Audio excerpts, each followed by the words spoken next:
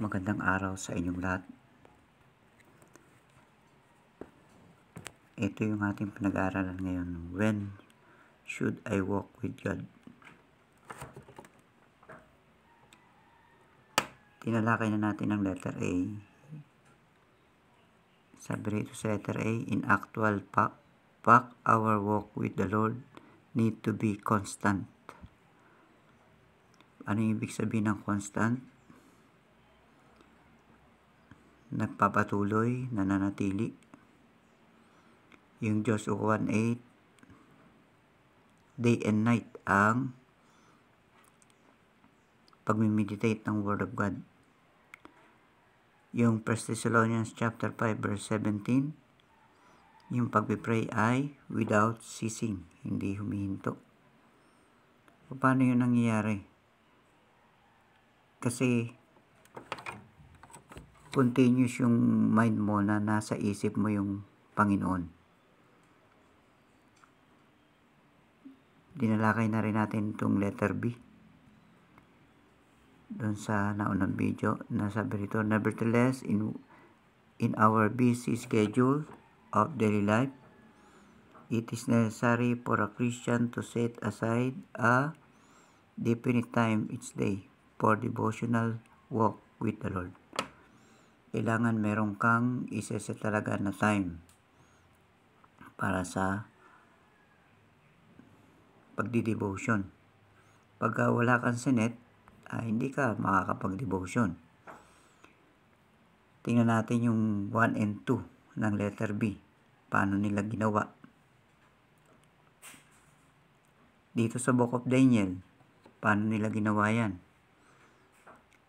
Sa Book of Daniel, chapter 6, verse 10, ginawa ni Daniel ito ng 3 times a day. Nananalangin si Daniel na nakaharap dun sa templo sa tapat ng bintana 3 times a day. Yun ang ginawa ni Daniel. Sa Acts naman, chapter 17, verse 11, paano ginawa ng mga Berean o yung mga taga-Thessalonians, ng mga Kristiyano, na pagbasa ng Bible, nagbasa sila ng diligently. Talagang pinag-aaralan nila.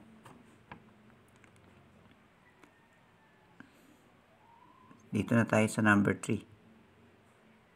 Tingnan natin ang number 3 ng letter B. Sabi sa number 3 ng letter B, there is no prescribed time for daily devotion. The important thing in that you set a time aside. Ayan.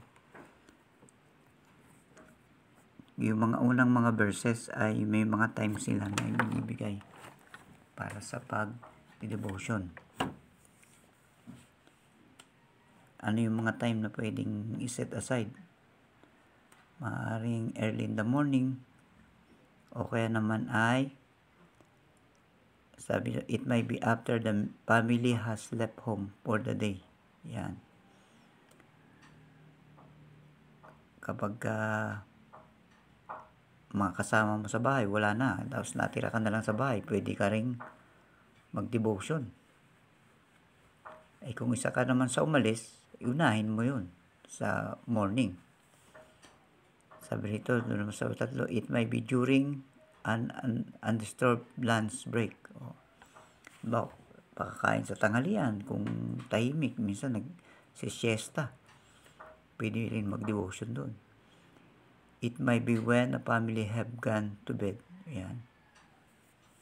Kapag ang pamilya ay nando na sa bed, pwede rin mag-devotion. Ang importante dito ay mag-set ng time. Kaya rito may example. You set the time, then stick to it.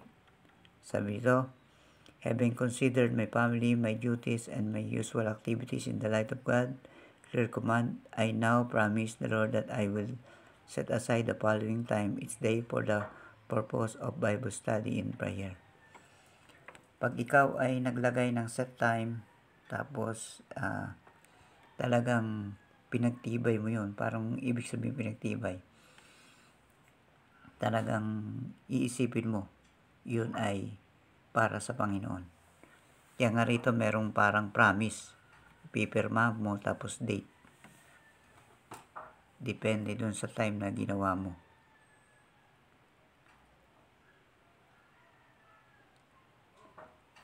Idiretso natin to sa how should I walk with God. Paano tayo mamumuhay naman ng kasama ng Diyos. Yung una na tinalakay natin ay ang kailan ka lalakad na kasama ng Diyos. Ito naman ngayon ay paano ka lalakad na kasama ng Diyos. Tingnan natin. Sabi rito, now that you have set aside definite time devotion, remember that good habits are hard to form. Ask the Lord to help you keep this one vital appointment. If you fail, don't guilt. There's always the next day to restart. Ayan. Yung ating pamamaraan ay pwedeng hindi natin magawa na makapag-devotion sa oras na ginusto natin. Pero isipin natin na may next time, itry uli natin. Kung hindi natin nagawa ngayon, kung ba sinet mo ay oras ay umaga, hindi mo nagawa ngayon, umaga, di bukas gawin mo hanggang sa magawa mo siya. Ganun yun. Paano ba ang paraan ng pagdi-devotion? Ang paraan ng pagdi-devotion ay i-divide mo yung time mo. Halimbawa, sa 20 minutes, i-divide mo sa 3. Yung 20 minutes. Una, mag-Bible reading ka. Pagpalagay natin, nilagay mo ay 7 minutes or 6 minutes sa reading. Tapos, another 7 minutes or 6 minutes sa pag-iisip doon sa binasa mo. Ano kayong sinasabi ng Panginoon doon sa talatang to? Yan. Patungkol kaya saan ito? Yan. Tapos naman, yung another 6 minutes or 7 minutes ay sa prayer na. Kaya sabi nito, this time, 20 minutes at least must be deliberate, reserved, consciously keep, and valiantly dependent against the attack of the devil. Yan. Tingnan natin yung Habakuk, chapter 2, verse 1. Ano ba ang pamamaraan ni Habakuk? Si Habakuk, ang ginawa niya, sabi ito, I will stand upon my watch and set me upon the tower and will watch to see what he will say unto me and what I shall answer when I am reproved. Yan. Si Habakuk, pumipili talaga siya ng isang lugar na kung saan mataas na lugar. Kumbaga, siyempre, kapag mataas na lugar, hindi ka mai-istorbo ng iba. Nung panahon pa naman, nagsasalita talaga ang Diyos, nakikipag-usap sa tao.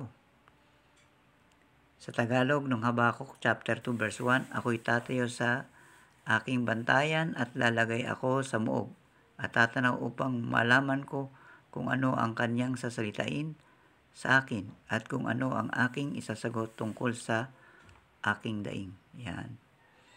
Pag sinabing tatayo sa bantayan, ang bawat city noon ay merong bakod. Tapos sa bawat bakod ay merong mataas na muog at may tao doon. Yun ang tinatawag na bantayan. Ibig sabihin, makatatanaw mo lahat. Ano ang pamamaraan sa paghawak ng salita ng Diyos? Kailangan lalagay ka sa isang lugar na para bang nakikita mo lahat. Tinitingnan mo ang paligid mo. Ano bang nangyayari ngayon sa mundo? Ano na ang pagbabago simula noon?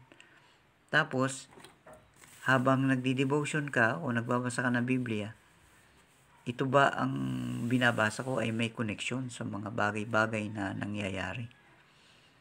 Sabi rito, at lalagay ako sa muog at tatanaw upang malaman ko kung ano ang kanyang sasaitain sa akin. Ano?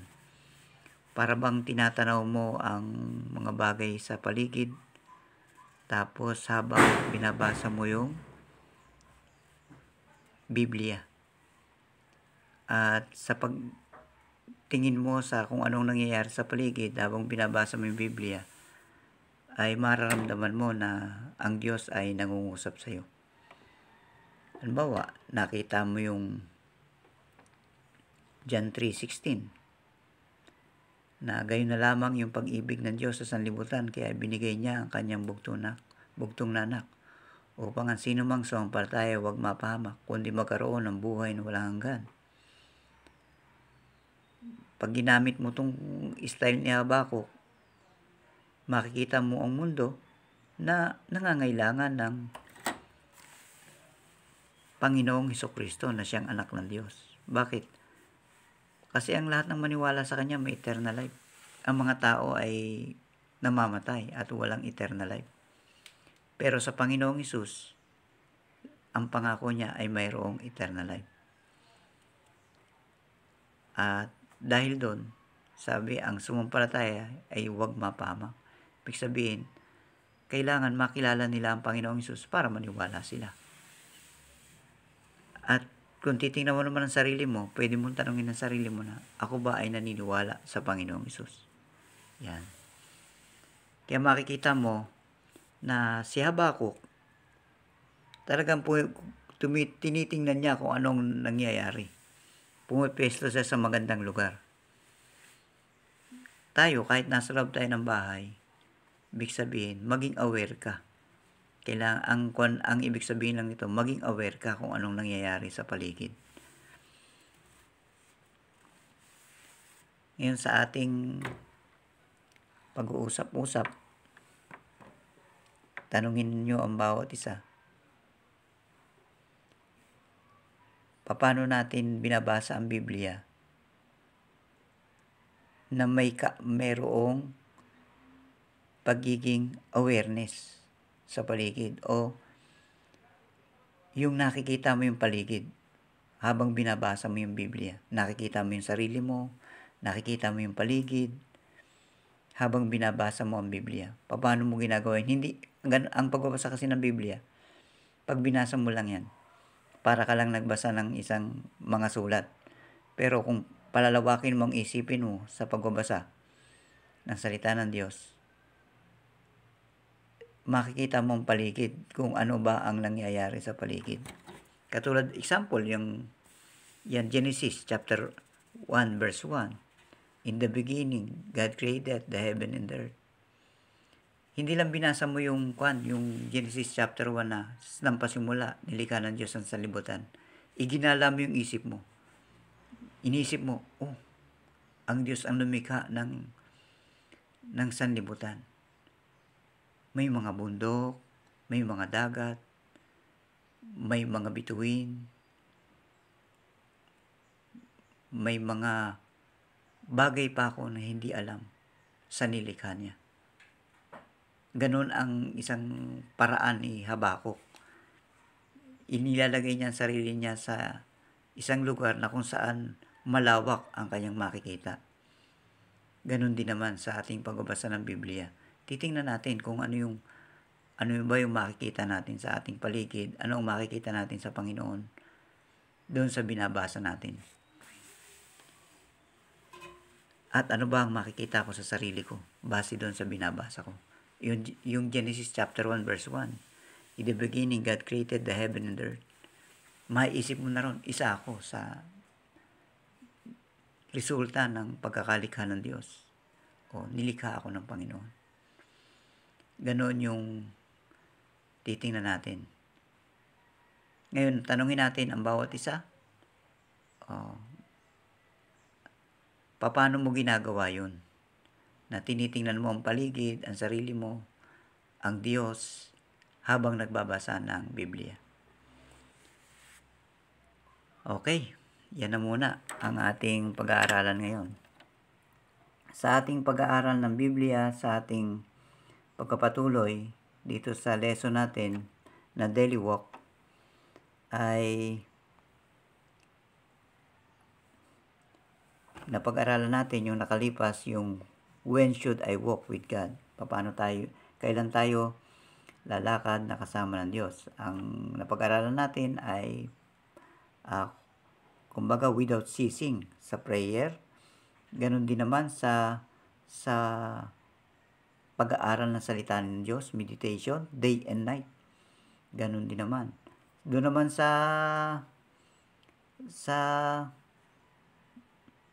pag-aaral natin ng Biblia ay magse-set tayo ng time. Yan, maglalagay tayo ng time. Kasi pag hindi tayo naglagay ng time, hindi talaga tayo makakapag-aral. Sasadyain mo kasi talaga ang pag-aaral ng Biblia. Paano tayo lalakad sa harap ng Diyos? Yan. Pag nagbabasa tayo ng Biblia, kailangan i-divide natin yung time natin. Na meron sa pagbabasa, meron sa meditation, at meron sa prayer. Ngayon naman, yung letter B, tinignan natin yung Habakuk. Paano ba ang ginagawa ni Habakuk? During the time, talaga nakikipag-usap ang Diyos. Ngayon naman, nakikipag-usap ang Diyos sa pamamagitan ng pagbasa natin sa Biblia. Kaya, titingnan mo, ano ba ang sinasabi ng Panginoon patungkol sa kanyang sarili doon sa binabasa ko? Ano ba ang sinasabi ng Biblia patungkol sa paligid ko? Ano ba ang sinasabi ng Biblia patungkol sa aking sarili? Kung meron, mamimeditate mo yun. Ganun yung paraan nun. Yun ang pag-uusapan nyo ngayon.